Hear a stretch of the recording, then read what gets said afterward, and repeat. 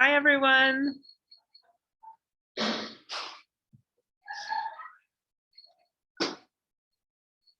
It's nice to see everybody. As you're coming in, I'll ask that you mute yourself. There will be time after Mona's presentation tonight where we will have some time for talking and asking questions. But if everyone can be muted right now, that would be best. Thanks for coming out tonight. My name is Shane Prada. I'm the director here at the Baltimore Jewelry Center, and I'm really excited to hear from Mona Taylor tonight, one of our residents who's with us here at the BJC. So without further ado, I'm going to introduce Mona and then turn it over to her. Mona Taylor is an artist of many mediums. After earning a degree from Howard University in communications in 2011, Mona worked as a film editor and videographer. In 2017, Mona began making jewelry, first using materials and processes at home, and then through taking classes at the Baltimore Jewelry Center. Over the past few years, she's taken several classes with us, learning things like casting and digital design. In November 2020, Mona created her jewelry business, Armóur. Mona has spent the last 3 months with us here at the BJC, utilizing several processes, most notably designing jewelry models with a 3D pen that she then had cast in metal. She's created a line of jewelry during her time with us that we're really excited for you to see. And we also are excited for you to hear from her. So I'll turn it over to her.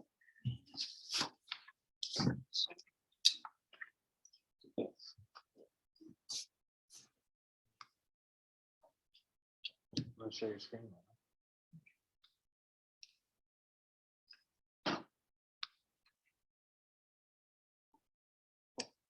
Hi, everyone.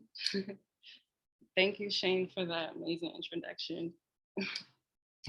I just want to say thank you to everyone who is in attendance, and thank you so much for this opportunity, everyone at the Baltimore Jewelry Center. This has been an amazing time, and I really appreciate being able, thank you, being able to work on my art. And I just want to especially just thank the staff here, because all the people here really are as dedicated and sincerely wanting to see you reach your goals. And that's such an important environment to be in as an artist, because it can get a little bit turbulent whenever you go through your art and you're making your art and you're going through obstacles. So I just want to say thank you to everyone here. And without further ado, I am Mona, also known as Wendy Soul Flows, and I have to definitely honor my mother. She named me Alyssa, and I have to say that. So I'm known as, to many people, as many different things, and but I'm just appreciative that people are aware of my art, and that's why I'm here today to show you. And without further ado, let me give you a glimpse of the collection and we'll start our journey.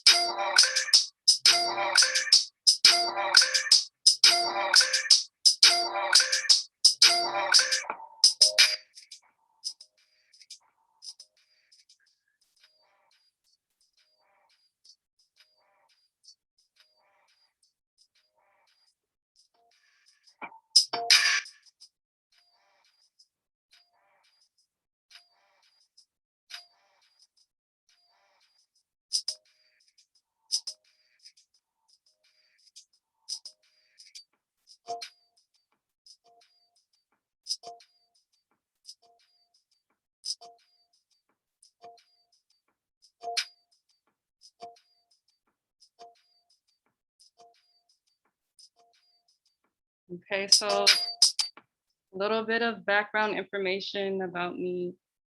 I'm an artist of many different mediums.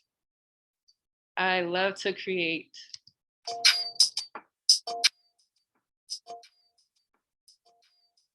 I'm a filmmaker, a belly dancer,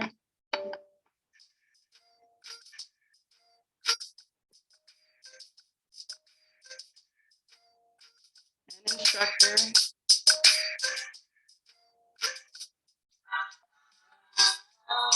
and a singer.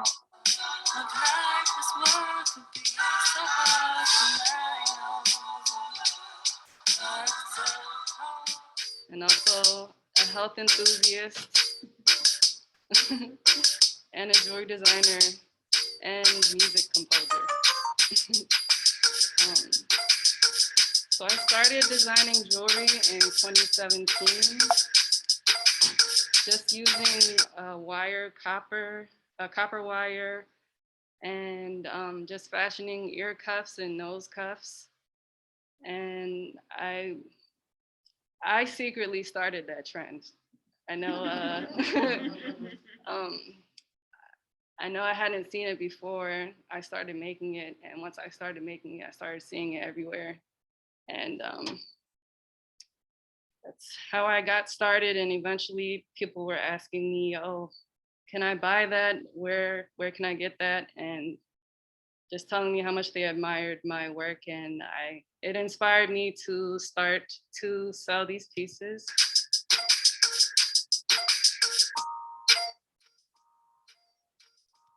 And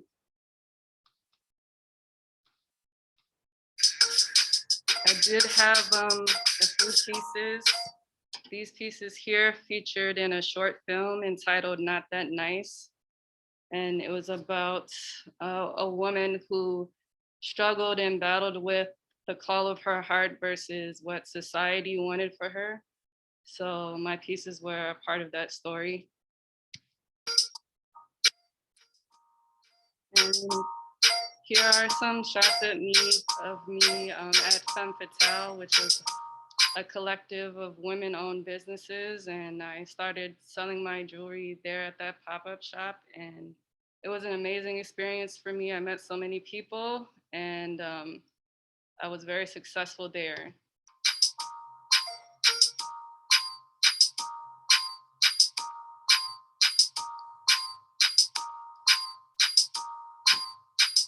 So I do want to next talk about my process for creating this collection. I used some 3D modeling techniques and another technique that I developed with a 3D pen and castable wax filament.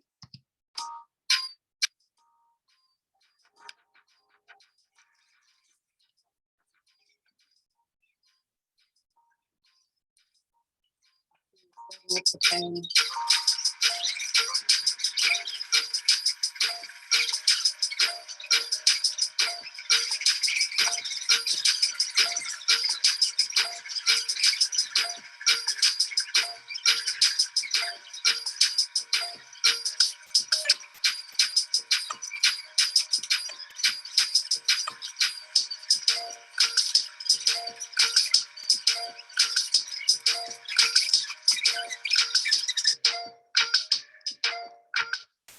And here's a glimpse of what the pieces look like in the wax resin before they're cast. I actually took these at Carrera Casting in New York.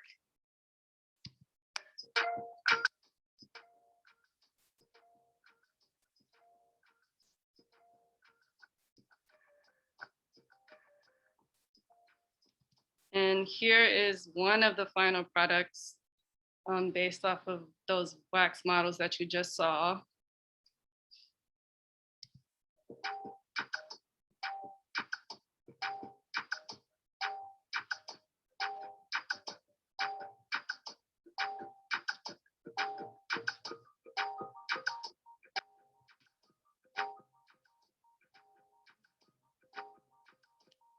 And Here is my first attempt at 3D modeling an ear cuff. I really wanted to make an ear cuff, and I really wanted to learn how to make it in the 3D space. And here is one of my final products of one of the pieces of my collection. With the ear is an ear cuff that is a 3D model that I can send to be 3D printed and cast in whatever metal I choose. And here's what it looks like without the ear, just the piece by itself.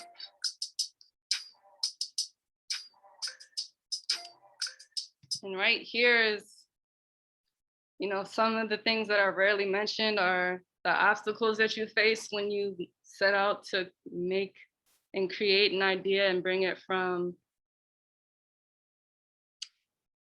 a realm where it's just an idea into the physical to have a tangible item. And so here is, I sent my piece out to Shapeways to get casted, and there were very thin walls that I had to remodel and reshape. And I had to upload this model a couple of times, but I finally got them to cast it for me.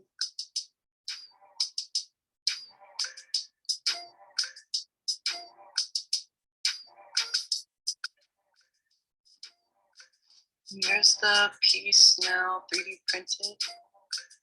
This is a plastic resin. It's a prototype, and my metal prototypes are on the way, so I'm excited about that.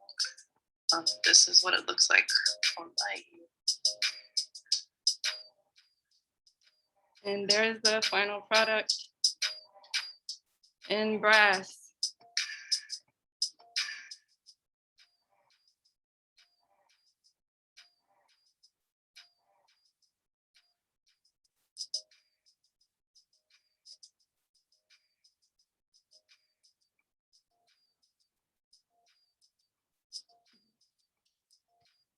Well, I thought this would just be a fun compilation of all the classes that I took up until this point. So enjoy this part.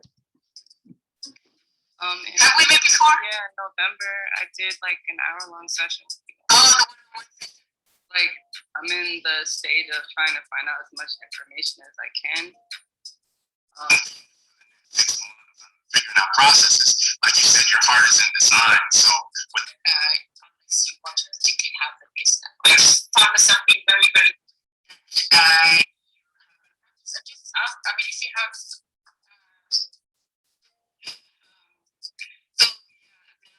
Like just a crazy file, but it's not really ever going to be printable. Like I said, I've tried just to see what happens, and it doesn't really turn out well. But it's a very interesting thing. And this may be one of the most important points of my whole presentation tonight. It's the reason why I chose copper to make jewelry with. So let's get started with that. So most people they don't like this reaction, but this reaction is actually a process called transdermal micronutrition, where your skin reacts with the metal, the copper in the metal, and it creates a cell salt that is bioavailable for your body to assimilate, because you may be aware that copper is a trace mineral that is essential for all the functions in the human body. So we can make use of it.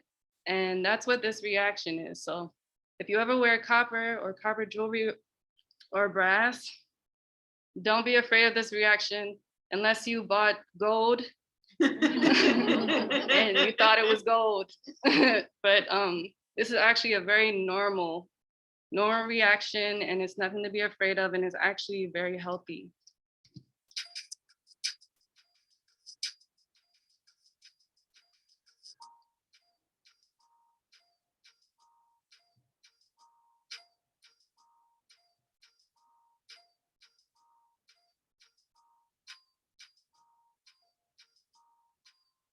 Okay. And this is just a chart of the reaction and different copper alloys. So I use brass, bronze, and white brass and copper in my collection. And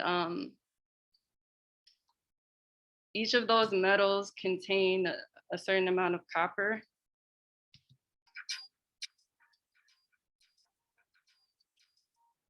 And also, I did want to mention, here we go. So brass is 75% copper and 25% zinc. Bronze is 95% copper, 4% silicon, and 1% magnesium. And white brass is 65% copper. And go back.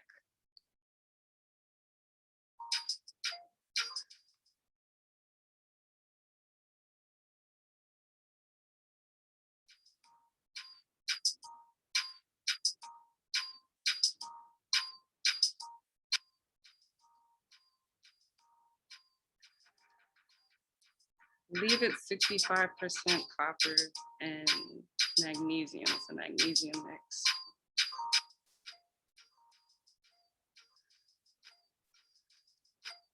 So I do want to go into the health benefits of copper because there are some very special health benefits of copper. One, copper is one of the only metals classified by the EPA to kill viruses continuously on its surface, including the virus that causes COVID-19. And this is verifiable. You can check epa.gov. And I actually have the link and I'll post it for you. So you can research that yourself. And so here you can see that a doorknob is made use in a medical facility.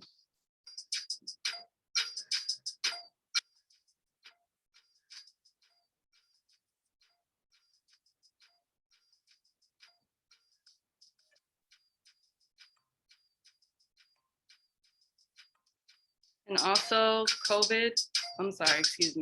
copper.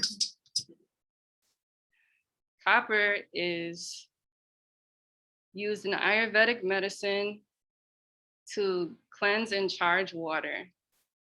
And it's been used since ancient times.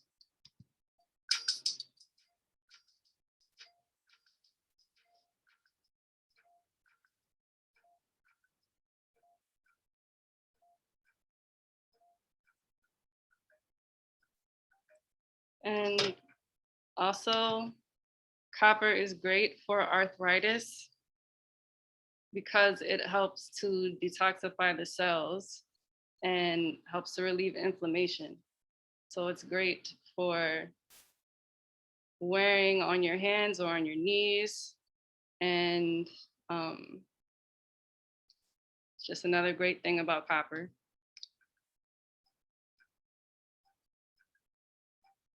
And here's a Faraday cage with copper mesh, and it's used to intercept EMF frequencies and static electricity, and it's also used to protect electronics from lightning strikes. And here are the websites that you can check out: copper.org and epa.gov.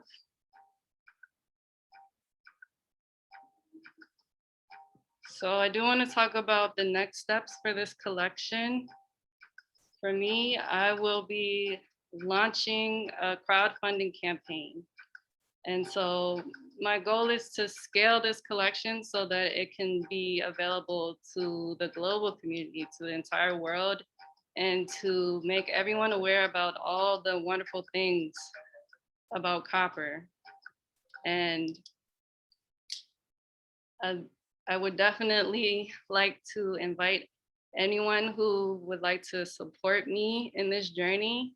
There's multiple ways that you can support me. You can support by donating to the crowdfunding campaign. You can support by sharing the crowdfunding campaign and just telling a friend to tell a friend. And you can follow me on Instagram at Art by Armóur. You can also buy a piece of jewelry, become a member of my website, www.artbyarmóur.com. And you can also contact me at info@artbyarmóur.com. And you can send me any helpful tips you have. I would welcome that. And I definitely would appreciate it.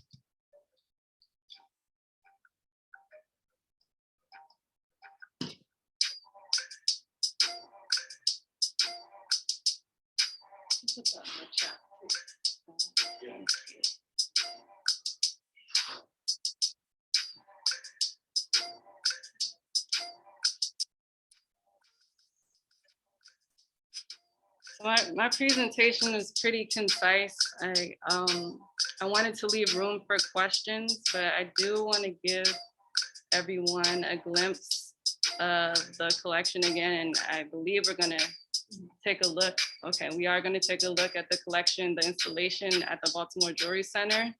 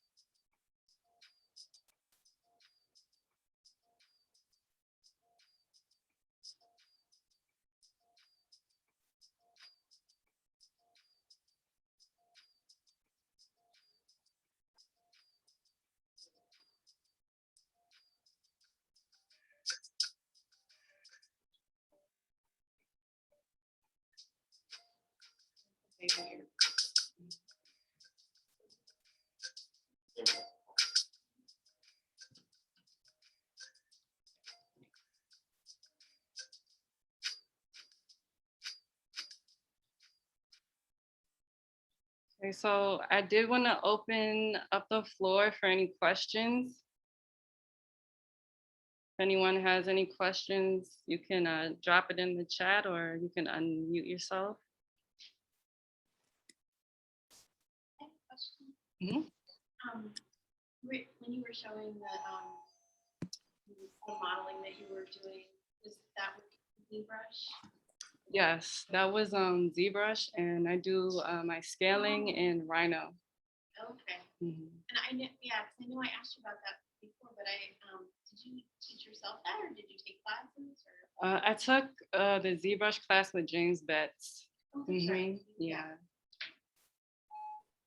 Alyssa, will your jewelry be available for sale in retail at all, or is that too soon?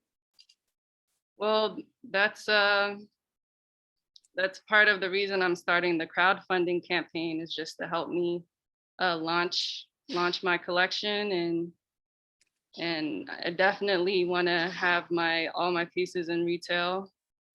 So that's part of the goal. Okay.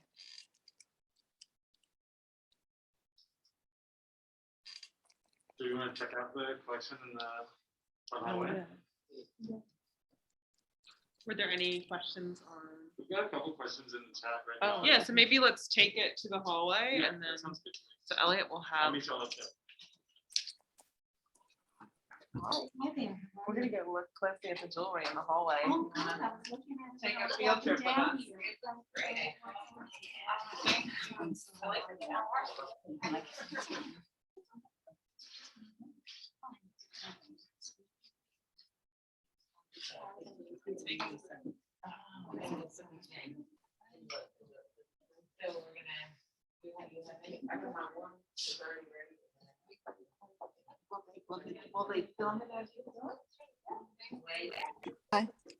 Hey y'all.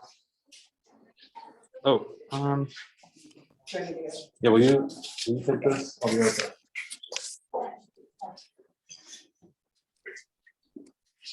Okay. So here we are. zooming in on Mona's collection. There's that great ear cuff. And that's a ring? That's a ring, yeah. So everything that's sort of on a triangle mount is a ring.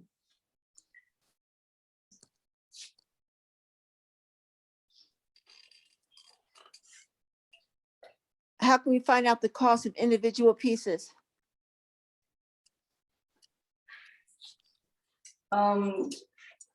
Right now, the price for all the rings are $175 and the ear cuffs are $125.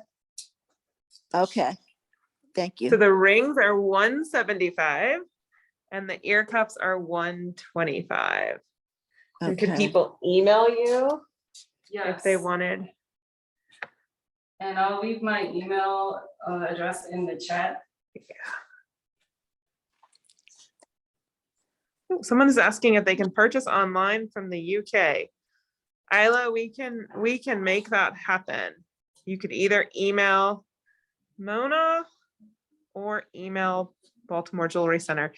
Is there a crowdfunding link available yet? Yes, there is. It's been shared in the chat. Okay. Yeah. I can drop it again.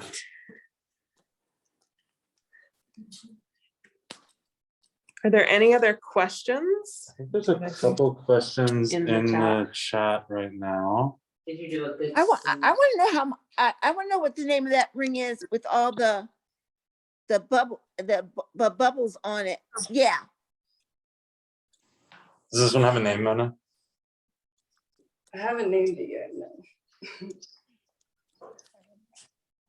It's cool, right? It can Yeah. also just be when it's not a ring on your finger, it's just a great sculpture. right. Yeah, I'm interested in that ring. So do you do custom design work? I do. I'm just getting started with all these new techniques, but if you send me an email, let me know what you would like. I will definitely work with you. And can you get in contact with you through your website? Yes. Yeah, so I've dropped that as well in the chat again, as well as Mona's Indiegogo crowdfunding campaign and Mona's Instagram. So there it is again. We had a couple other questions. Let's go back a little bit. Let's see. Isla, we will have the recording available to you after the talk today. So you can send us an email if you have to miss it because of the time difference in the UK. Thanks for joining from so far away. What inspired this new collection? Is the first question. Oh, well, I'm inspired by space and the ethers, and I love Robin Eisenberg. She's one of my favorite artists, and like she draws powerful women on a women-only planet. And I just decided, oh, what if I made a collection for them? I love that. Perfect, yeah. Go ahead. Oh, and just all my experiences up to this point, all of the skills that I've learned up to this point, you know, every time I learn a new skill, I try to incorporate it and make something new. So that's where this collection comes from. Cool. What 3D pen with castable wax filament do you use? Technical question. I can double check the brand. I don't remember the exact brand at the moment, but I can get you that information. Yeah. Carrie Ann says great presentation. And she's wondering if you think your communications degree serves you in your creative practice, especially jewelry, and if so, how? Oh yeah, definitely. I studied filmmaking and I learned a lot about editing, and whenever you're an editor, you have to learn a lot about timing. And so that's how I was able to create the video, how I decided how to structure the video for the presentation. And just everything, everything with communications, just, making sure your message is delivered and the different channels that you can deliver your message.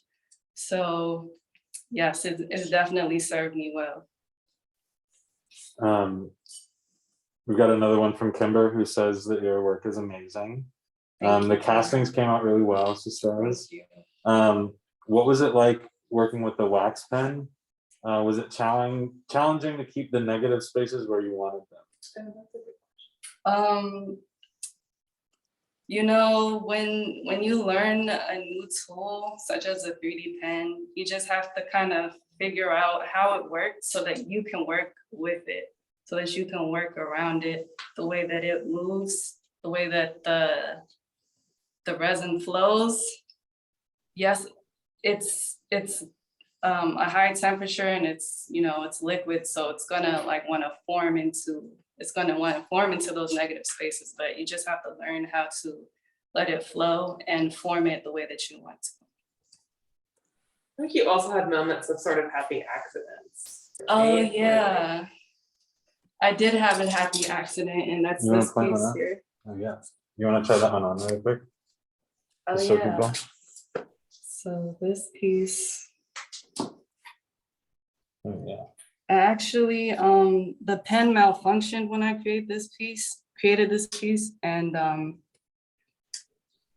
it was all the resin was coming out at a lower temperature, so it was coming out more slowly and more solid.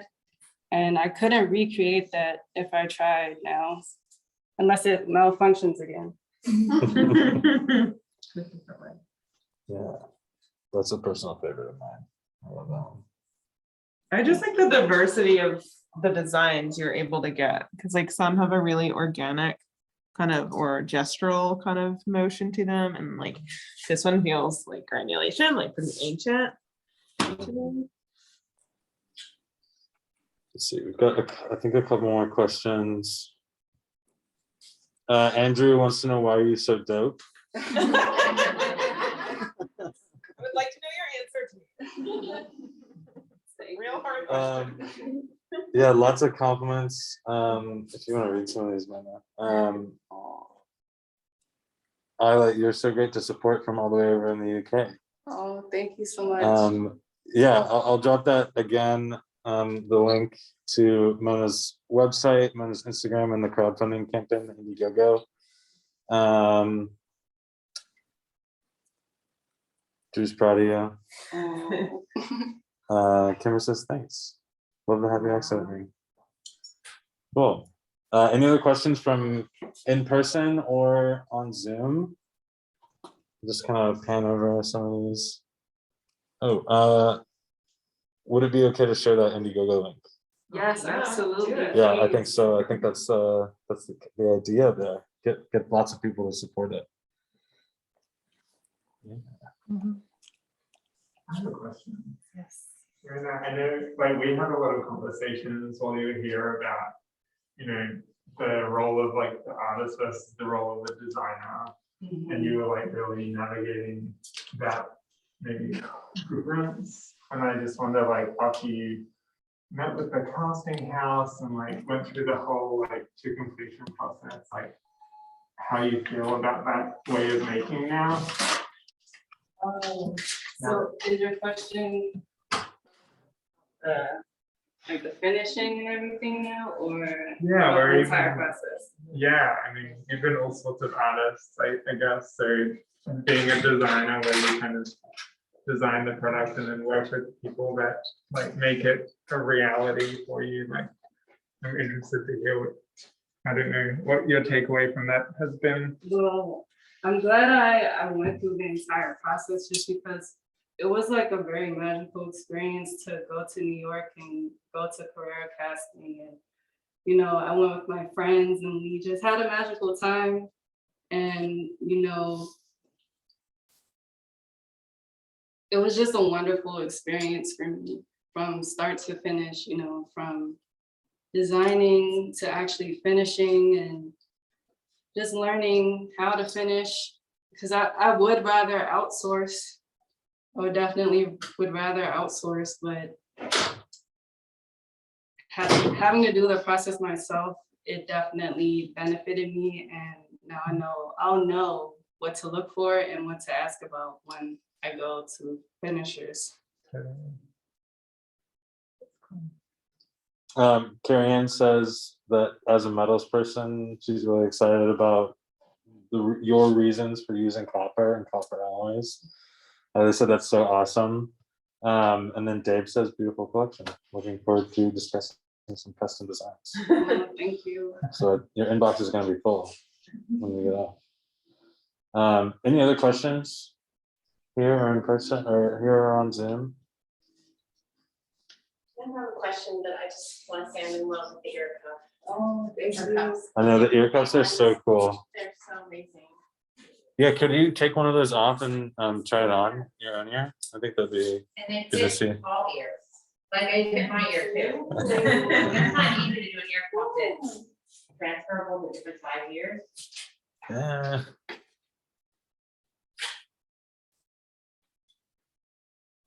Oh, so beautiful. Like a little earbud and an ear cuff. Yeah. I really like it. You know? So can you talk a little bit more about the process for this ear cuff? Yeah. Because it's so- kind of, it might not be obvious. I know some people, we saw some images of the 3D model and stuff like that. Can you talk about that? Well,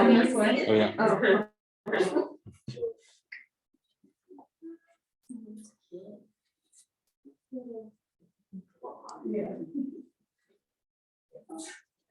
So I created this ear cuff in ZBrush, and I just work with different shapes. I worked with a sphere, and I experimented with negative space and subtracting out what I didn't want.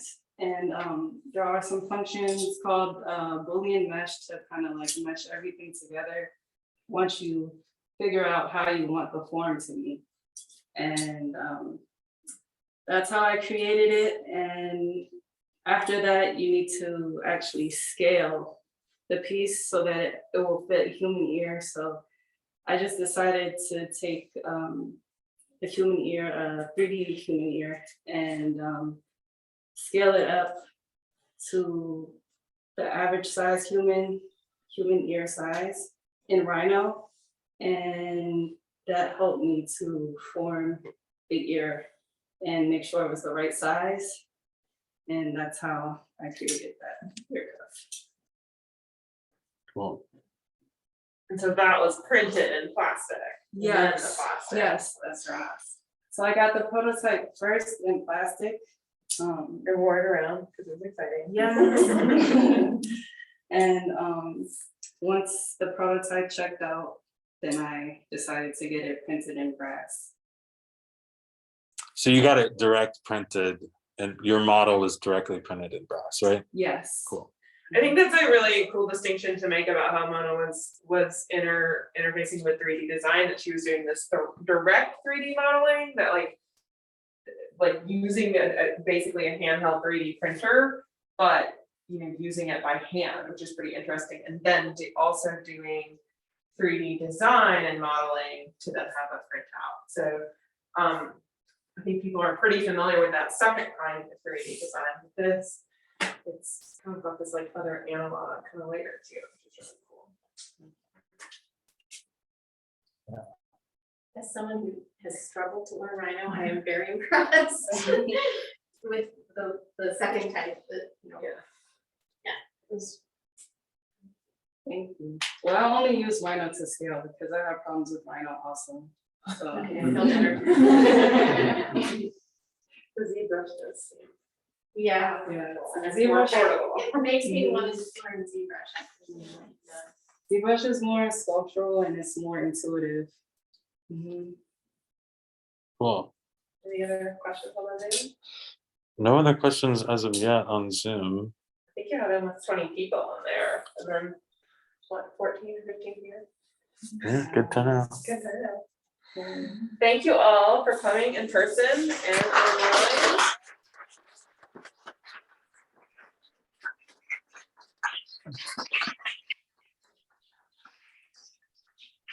I'm so happy for Mona. not letting her go. We're glad that she's still with us. This work is gonna be up for probably about 4 or 5 weeks. So if you are local or you're coming through the Baltimore area, come and take a look at it. And again, we have in the chat Mona's website and the crowdfunding campaign to support her.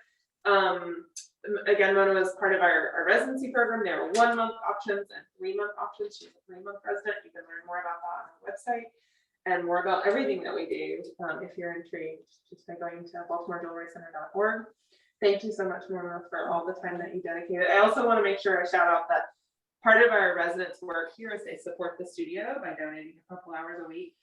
And Mona's been doing a lot of research to make sure that our like occupational safety and hazard information is all up to date, which is huge. Huge.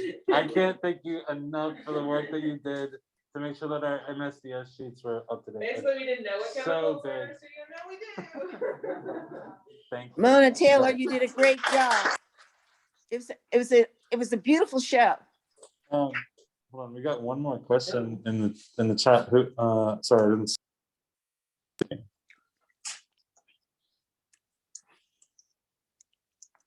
Does someone have a question?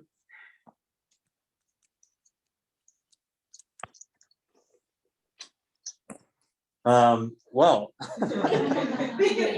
yeah, you can send us an email. Thanks again, Mona. Bravo, Mona. Yeah, Thanks again. congratulations. Thank you, Mona.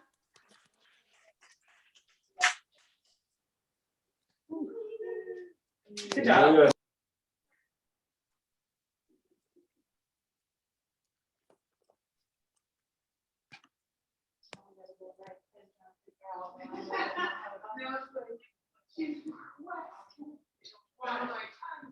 Yeah, I'm teaching tomorrow night. I'm trying to think, maybe you can set it for earlier, because